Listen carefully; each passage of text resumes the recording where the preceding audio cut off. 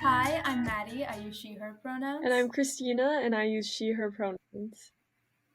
And We're joined today by Maya Henry. I'm sorry. She also uses she, her pronouns. It froze for me. I'm so sorry.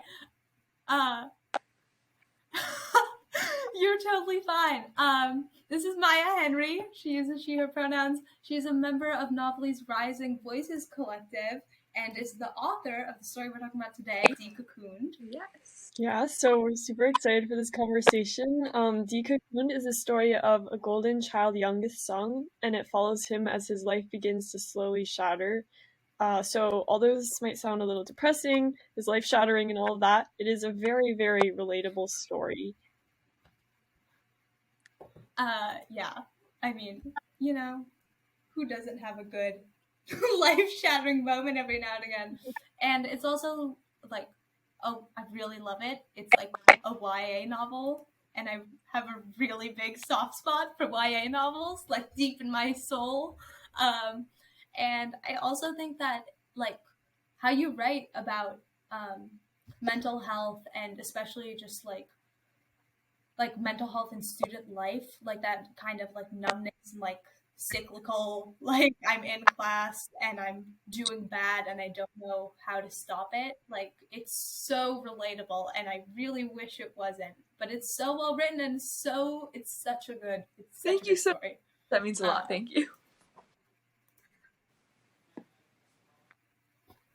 Yeah, and I personally can relate to it a lot just for those reasons Maddie was talking about.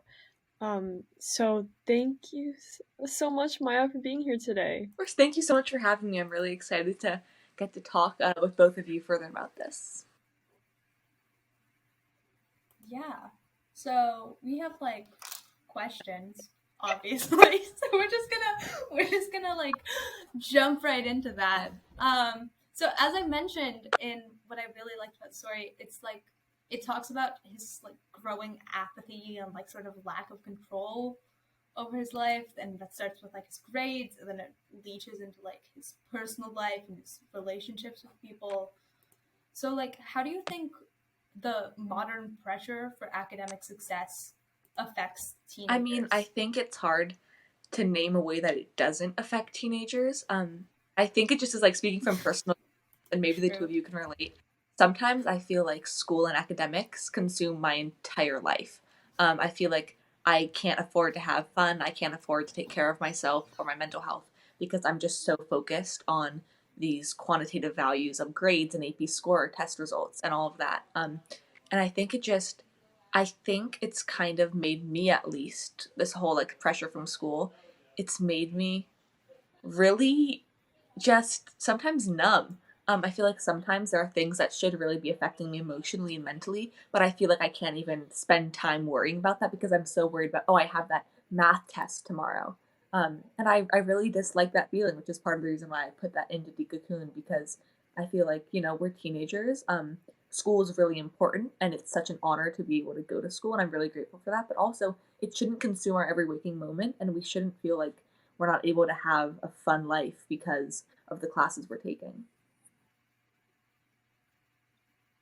Absolutely. I mean, I think especially like in the modern day, there's so much like everything being thrown at us, right? Like we check our Instagrams and our TikToks, and it's like war and petitions and news and news and news, and we're like doom scrolling every day. And then we go to school and we're expected to get good grades, and we're thinking about college from like 8th grade, and like what APs we're gonna take, and what if we do like this and this and this, and like what are the scholarship opportunities, and it's all just so much sometimes, but it's like Jesus Christ, I'm 15. You know what I mean? Like sometimes it's just like, because it's a very similar feeling that you get from reading the news too much, you know what I mean? It's like nothing feels real anymore.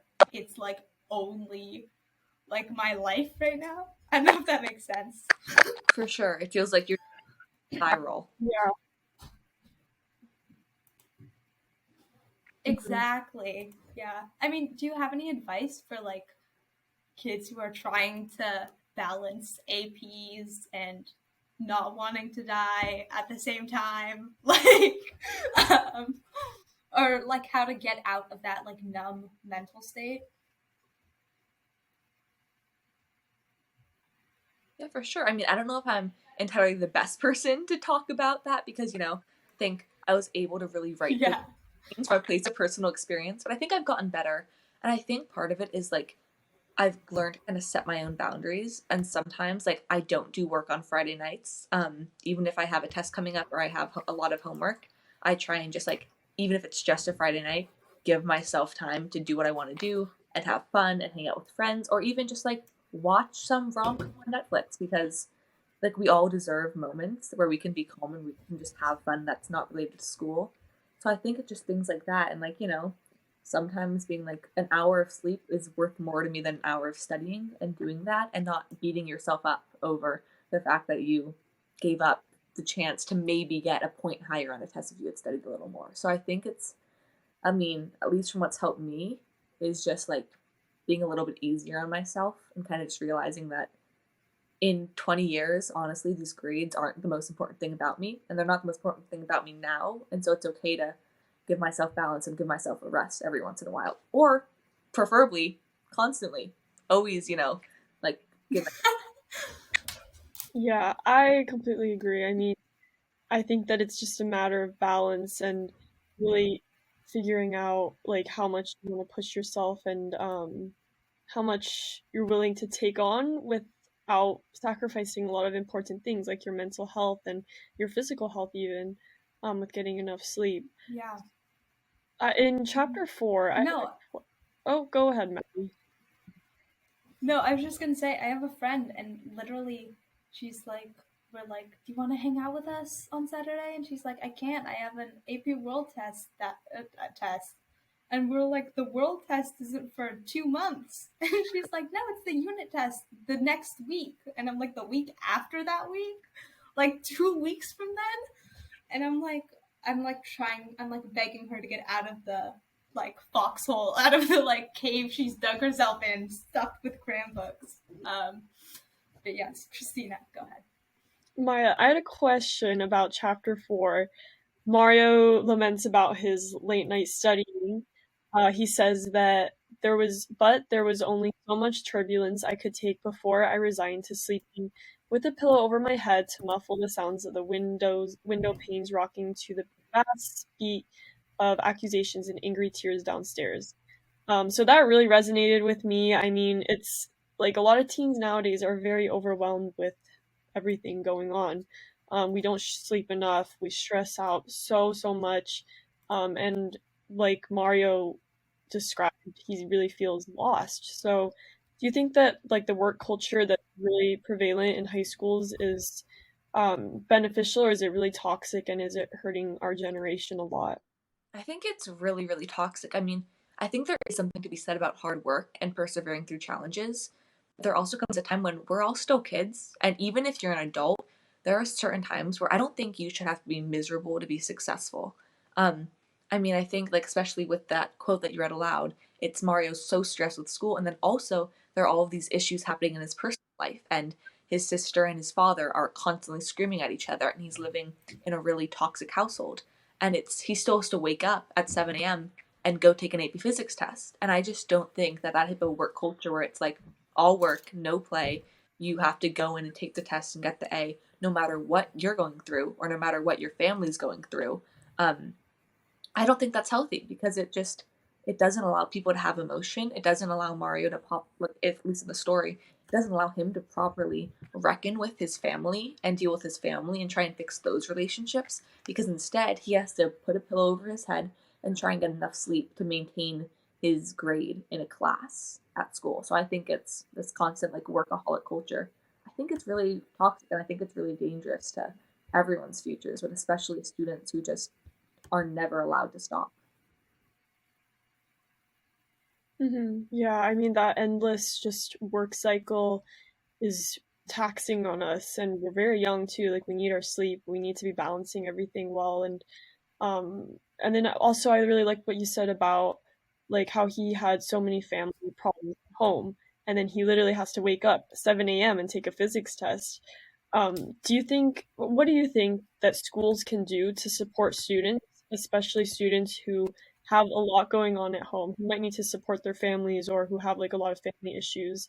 How can like schools or just community centers support them more? That's a really good question. I don't know. I think it's one of those things where it's like there's multiple issues.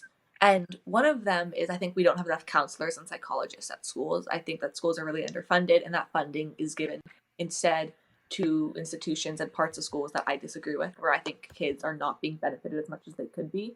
So I think part of it is Football teams. Yeah, for one, you could say school police. There are many things. Students, students are being really hurt, whether they're still being so much funded, whereas, like psych teams have no funding. So I think part of it is getting better counselors in schools and redirecting school funding. But I also think part of it is at like a more institutional level. It's almost like we're in a gridlock, because if schools are like, don't worry about it, don't take a lot of APs, then those kids are going to be super stressed. They're not going to get into college. But at the same time, if they keep stressing and stressing and stressing, they might burn out and not even be able to go to college because their mental health is so bad. Or, they might turn to dangerous self-harm because their mental health is so bad. So I almost feel like until we work on addressing the root issue, which is like this workaholic culture, and college board and all of these, in my opinion, very like corrupt organizations and ideas that keep pushing students, I feel like it's really hard to address the root issue. But that's not to say that counselors aren't necessary. I think they're really helpful, and I know I have had some really amazing counselors at my school who have really helped me. They can't solve the problem because the problem is a lot bigger than us, but they've really helped me tackle it and handle it.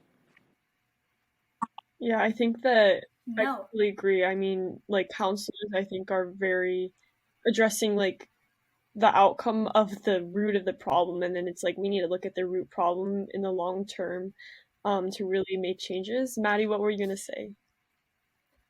Yeah, I was gonna say it's just like a sick game of like, would you rather? You know what I mean? It's like, do you want to get into a really like high performing school and be so burnt out that you like drop out that you like take a break after the first year and you have no idea if you're gonna go back? You know what I mean? Or do you want to go or do you want to just be normal in high school, do normal like academic life, go to like an okay college, and then just like know that maybe you could have done more? And it's insane because college, especially, we're going to talk a lot about AP tests and college admissions because it's so competitive that your only shot is to take 5 APs over the course of high school. I heard about this kid at my school who's taking all APs his senior year, which, by the way, if anybody listening to this or watching this is in high school and wants to do that, I would say don't. That sounds like a bad idea. I'm just gonna say it. You want to pay the college board like $700 for AP tests and study for all of those all at the same time? That's on you. I would not recommend it. I'm only taking one, and I already don't like the college board. Nobody likes the college board. This is a college board slander podcast. Cancel college board, please. Hashtag kind of college board. Like how it always, it's like, would you rather get an extra hour of sleep or an extra hour of study? Would you rather have fun this weekend or study for your test? And I think that it's really unfortunate. Like you have to choose between the two. You can't have both at the same time because just, all the competition has shaped like school society. Yeah, it's really that's exactly what you were saying with the toxic culture. It's just like, do you want to be a very high performing student, but that comes with sacrifices that are dangerous for yourself and dangerous for a lot of teens. And so it's very messed up, really, if we look at it from an outsider perspective. I mean, Maddie, you're a sophomore in high school. I'm sure you can elaborate on this more now that you're kind of in the thick of it. Yeah, but I mean, I was gonna say, I keep on seeing these things, or like these TikToks where it's these girls and they're like, when you're not naturally smart and you work your ass off in high school, then you get to college and you realize that you just can't do it. You work your ass off in high school, you're not naturally smart, you look at college and you're like sitting in class and you have to work so much harder to do all stuff. And I'm like, is it because you're not naturally smart, or is it because you worked so hard to get there that now your brain is just like fried?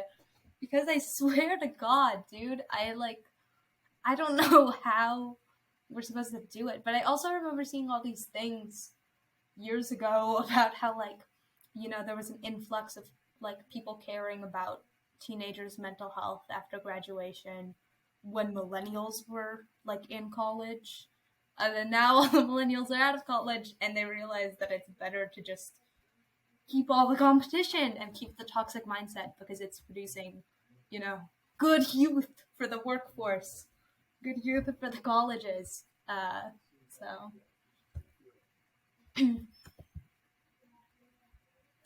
So Maya, I just want to add in another quote that really resonated with me. So Mario said that I make a note to ask my old AP biology teacher if it's possible for the human body to run out of emotions. Uh, so this quote, I mean, I felt that, like, if it's just so many emotions overwhelming me, and then it's like, is there an end to this? Like, will my body run out of emotions, and will I just feel numb? But at the same time, I'm thankful to not feel numb because, like, feeling emotions, in my opinion, is better than feeling numb because even though it is tiring, like, it is me being present kind of and like being a human being. So I'm thankful to feel those emotions. So how do you personally balance your emotions? I mean, I'm a very emotional person. Some would call me over emotional, and like would be wrong. You can limit like me being a Cancer or me just having no control over them. But I feel like I don't know. I think that I kind of like alternate and swing pretty heavily between feeling pretty numb and feeling like I'm gonna cry at every single thing that happens, good or bad. Um, and I think I'm still definitely trying to learn how to like balance somewhere in the middle so that I'm not constantly freaking out, but I'm also not constantly just entirely removed from a situation emotionally. Um, I don't know. I think like I agree with you, Christina. I think I would rather be emotional than numb because when I am in places where I feel like I genuinely do not care about anything, I really hate that feeling. I feel like I would rather care too much about something than not at all because it's almost I feel like scary when you know you're doing something and it's something that used to mean a lot to you and you suddenly realize you could not care less about how it ends.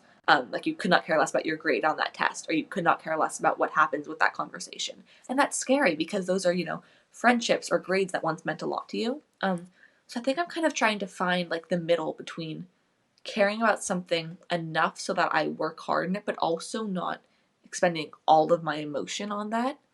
And I think that might just come down to another like setting boundaries thing, which I need to still work on and kind of being like, I'm not going to cry over a test. But that doesn't mean I can't be sad over a test. I'm not sure though. No, that makes a lot of I mean, sense. Go ahead, Maddie. yeah, sorry. I was just gonna say, in my experience, it's also kind of a neutrality and like a sort of like very like I can't remember the word for it, but like numbness. sorry, like a numbness to emotion. That like I was in Euro and we were talking about World War I, and we ended up talking about like all of the people who died in World War I, and everybody and like my teacher and everybody in this class was talking about it like numbers, percentages, body count, and it's like, and I'm like, whoa, hold on, this was like an event, like people died. This like this was actual people, like less than like only like 100 years ago. And it just had this air of like sort of like disconnection from it being emotional or like an actual thing. Like it's like, oh yeah, this is, we're learning about it. It's like not like it's real, And I was like, and it drove me crazy for that entire class because I was like, you're telling me none of you feel bad? like, we know that this war basically shouldn't have started in the first place, right? It was like everybody in Europe was bored, so they decided to start a war, and then millions of people died, and you guys are just like, well, the economy, and I'm like, and it just drove me insane for the entire time. So I think that whole idea of like being emotionless is totally tied in. Is totally tied into like the idea of the toxic work, of like the toxic work mindset, right? Where it's like you shouldn't feel anything, you should just do your grades, you should just do your work, and you should go home and you should do your homework and then sleep, and like no thoughts, no like emotions, just go in, write the essay, leave. You know what I mean? Like, get your grade, look at the paper, put it down, and then put it in your bag and walk away. Like, I think I hadn't really considered like that tie-in to being super apathetic when you're learning about like genocides and wars, but I think that that's totally valid, and also it's really important how it's like the moment that I think we stop caring about the history that we're learning, and I say like especially the history, and we just are focusing more on writing a good scoring essay about that history, I think that's really dangerous. Like for just growing minds that are really susceptible to changing opinions. Like if you don't even have an emotional response, like you were saying, Maddie, to war and to mass death, because you're so focused on how you're going to maximize your score talking about that death and the fallouts of that, I think that's a really, really bad sign. I think that's a sign that we're doing something really, really wrong with like education in this country. Yeah, I could not agree more. I mean, what you said about like kids learning about history and they don't, they don't like take it to heart. They don't realize that this actually happened. It's a scary thing. And Maya, what advice along the lines of that, what advice do you have for teens who are, first of all, so that that doesn't happen to them, but then also like how can they figure out who they are in relation to like learning about all of this stuff and really going through school and like trying to reinvent who they are or figure out who they are and their role in the world. I mean, I think that that whole idea of like self discovery, I don't know, because I feel like I haven't fully figured myself out yet. I don't know if I ever will. But I think that just when it comes to like history and always trying to stay really engaged in it, it's kind of just you have to make that decision for yourself that like we're destined to repeat history if we don't learn from it. And I think it just is, in my opinion, we all just need to learn from it, and we all need to learn it. We all need to care about it deeply. And I don't know if that's something that you can just like tell someone, like, "Hey, care about this war." But I think it is something that I hope that teachers and schools are really just making kids think about, and hopefully society is making kids think about. You know, we hear all of the stuff about critical race theory, and it's like there's a reason why we need that, because people refuse to learn history and talk about history and learn from history.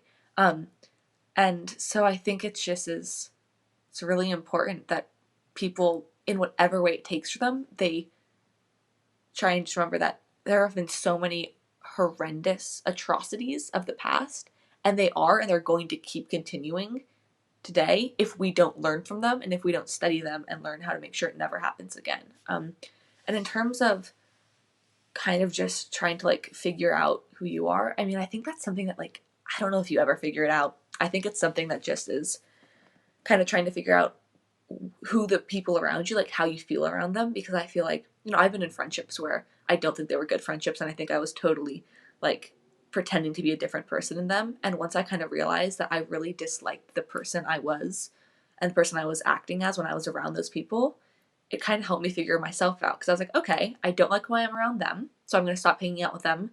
When I found people I did like myself around, I was like, okay, maybe this is closer to me, because when I'm around them, I'm able to talk about this and I feel connected to this and this, and that makes me feel like authentic and good about myself. That's really interesting how like you kind of see yourself through the people you're around, and that's actually like I think that's a really really good insight because the people who we hang around with really show us so much of who we are ourselves, and like I think our relationships really define what kind of people that we will be in the future.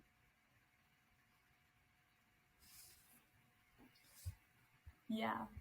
I mean, I have moving on, but segueing into kind of a different question. It does deal with like relationships, but in the story we see Mario given like preferential treatment above his sister in a way where it's not like the parents like love him more, it's that they just like him more. You know what I mean? It's like we think he's gonna do better. We think he's better in school. And also, quick spoiler alert for the story: it's probably because he's like the son.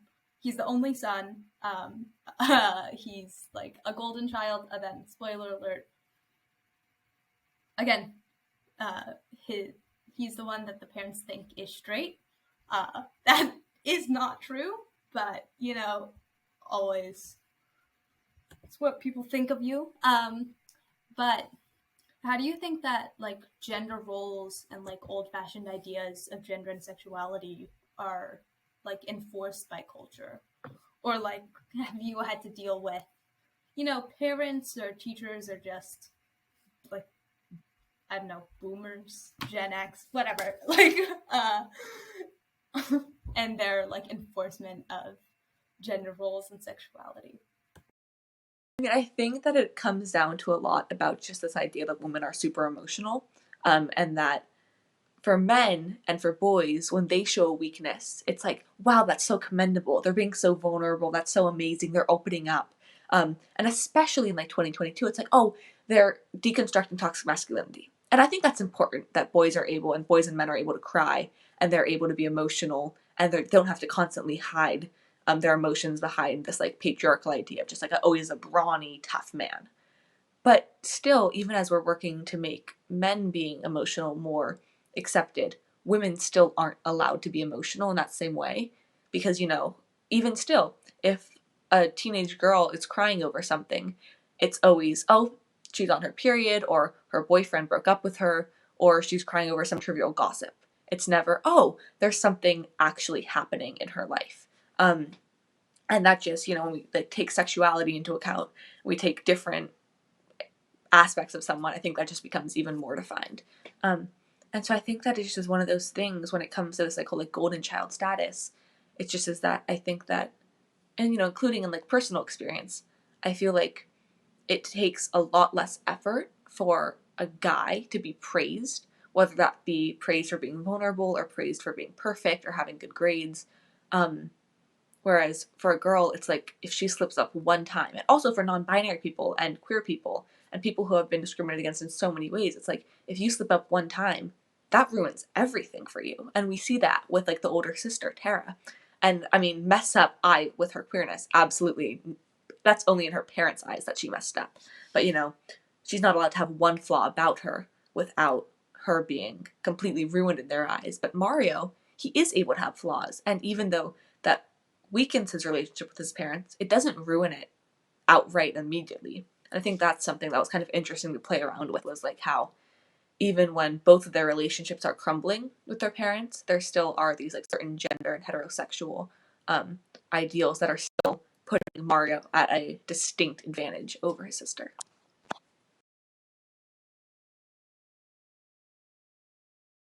It's so interesting because I feel like every day I sit in classes with the guys and I'm like, you guys, and they always talk more than the girls, right? Especially when it's like an AP or a STEM. And I know it's not because they're smarter, because I talked to the girls in that class and I know they get better test scores and I know they write better essays and I know they like know, and I know they like explain the stuff to the guys on multiple occasions.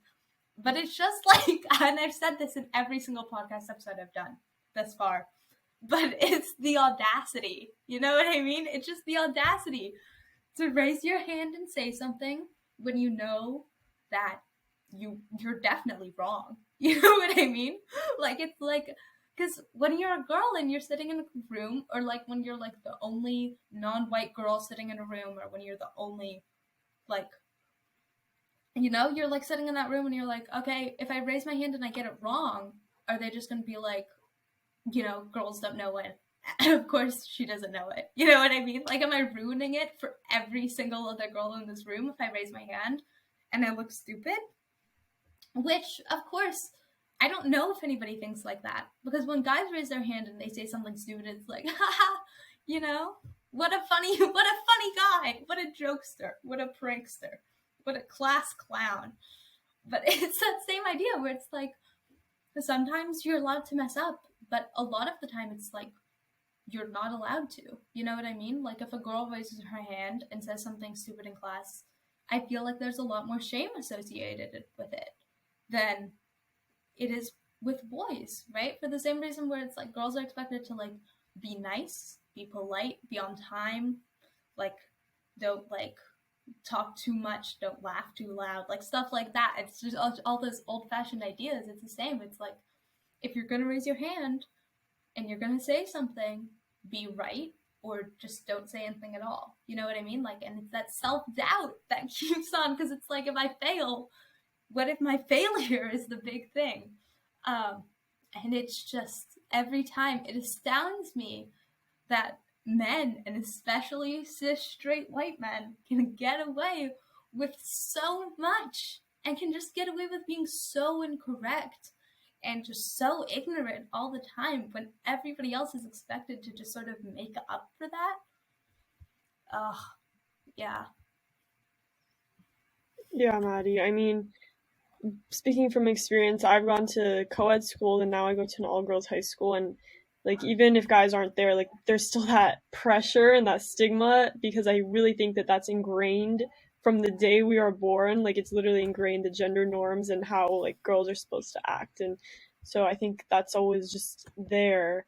Maya, how have you like challenged those norms, or how, like, I feel like for a lot of women and non-binary folks, it's like an inner battle, especially of like, how are you going to decide to take action and fight against those kinds of toxic norms? That, like you, Christina, I go to an all-girls school, and I have actually gone there since 6th grade, and it's been really interesting because I've seen, in when I'm at school, I mean, all my classmates, I think they're so outspoken and it's amazing, and they're all brilliant and they're all talking and like this, and I think it's really interesting when I hang out with people from my all-girls school and people who don't go there in co-ed settings. It's like you can tell who goes to an all-girls school and who doesn't in some cases, because you can see people who have gone to co-ed schools where boys are always being called on in class and boys are always being given benefit of a doubt. You can like see the differences in confidence. And so I think that in some ways I've been really lucky, because I've been like in my school since 6th grade, and I've been constantly told, like, do not shut up for a man. Like, raise your hand no matter what setting you're in. Raise it even if you have the wrong answer. And so I think I'm really lucky because like I've had so many amazing teachers and classmates who have really pushed me to not shut up for a man. But I think that like sometimes when I am in co-ed spaces, especially if it's guys that I don't know, and especially if I'm one of the only girls around or one of the only just really non-men around, I do definitely still get like a little nervous. And I think there's a lot of factors in that. I think it's also this idea that I think just like for a lot of women and non-binary people, there's always kind of this fear that like if you say something wrong and if you somehow upset a guy, even if it's a teenager, you could somehow be in danger. And you know, there might not be physical danger, but it's like, okay, well, what if they say something about me at their school? And what if they post something on social media? Or what if they call me slutty? You know what I mean? Like there's just this constant kind of like fear. And so I think I'm still kind of working on getting over that when I'm in co-ed spaces, because I think like a lot of people struggle with just this kind of fear that like somehow part of us is going to be ruined if we frustrate a guy who thinks he owns the world. But I think that, I mean, I feel like the best advice is just like, don't shut up for a man. And I know that that totally oversimplifies it, but I feel like sometimes if I'm in a room and I'm the only girl, I'm one of the only girls, and I'm like debating whether or not to raise my hand for something I'm not sure about the answer for, I'm like, you know what? Like I have nothing to lose. If my answer is right, great. If it's not, I'm just going to really hope that people know that I'm not a representative for like all of my community. And if they do, then I will happily debate them or just let them go on in their really ignorant, narrow-minded ways. So I think, I don't know, I think like learning how to stand up for yourself so when it comes to gender roles is really tough. But I also think it just is like trying to push yourself and having a supportive group of people around you who you can push and can push you, and you guys can support each other. I think that's really, really helpful. Yeah, official recommendation. All girls in AP classes or classes where it's like all guys and it's just you because it's like an honors science class or whatever. Make friends with the smart girls in that class and then make eye contact with each other when a guy says something stupid. And it makes it so much more tolerable. Trust me. But Maya, now we move on to, we do this thing at the end of interviews called rapid fire questions, where we just ask a couple quick questions and you just like answer them just as a quick sort of like fun wrap up, like get to know a little bit more about Sounds good. Okay, I will go first. So, why did you write this story? And I know this might be a long answer, but just try your best to answer it however you want. I'm gonna try this quickly. I think I wrote De-Cocooned because I was really sick of seeing stories that really romanticized eating disorders and bad relationship with parents and abusive households, and also really sick of stories in which students always had these like really perfectly balanced lives where they were like valedictorian and they also had an amazing friend group and an amazing family and an amazing like self-image. Because I don't know anyone who has their life perfectly figured out. And so yeah, I wrote it because I was like, I wanted to see better representation for people who struggle with eating disorders. I wanted to see better representation for people who struggle in school and struggle with their family, but also something where they still kind of figure it out without it being this like perfect fairy tale ending, because I strongly believe in never ending a story super happy.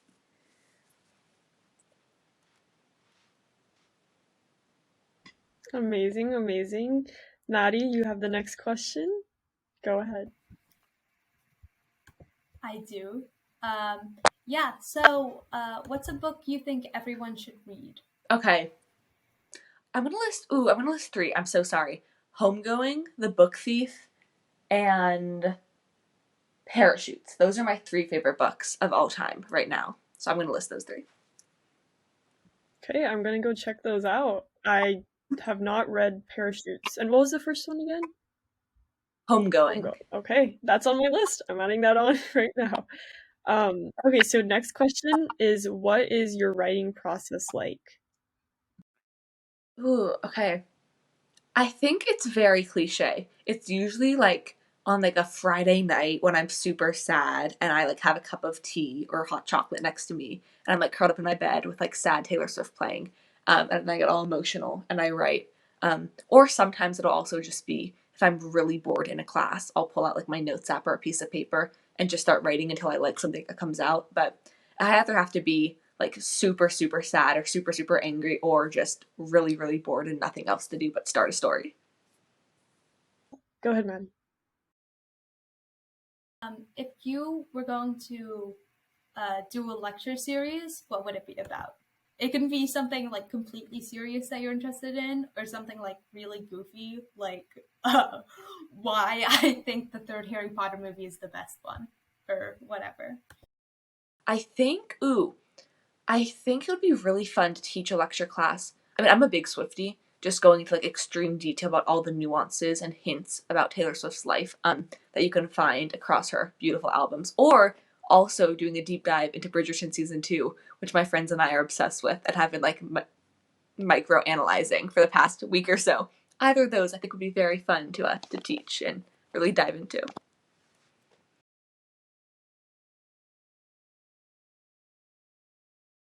Amazing. If you ever teach that Swifty course, I will be there in attendance. I mean, did you guys hear that she's getting a doctorate from NYU? Yes, that's amazing. Mm-hmm. No, yeah. Oh, she totally deserves it. I mean, come on. Should be in architecture. She makes great bridges. But anyway, those were all of our quick fire questions. Maya, thank you so much for being here. You really don't have to. Thank you so much for deciding to do something. If you're interested in learning more about Maya Henry's short story Uncocooned, It is amazing. I love it. Check it out on novella.org. Then Maya, if you have anything you're working on or you want to share with people, do you have anything you want to plug, basically? Oh, I don't think so, but thank you so much for having me on and having this discussion. It was really interesting, and thank you to Novelly for like this opportunity to write. It was really amazing, but yeah, thank you so much for having me on.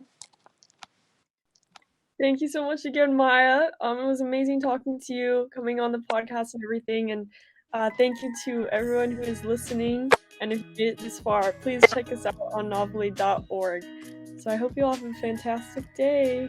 Bye.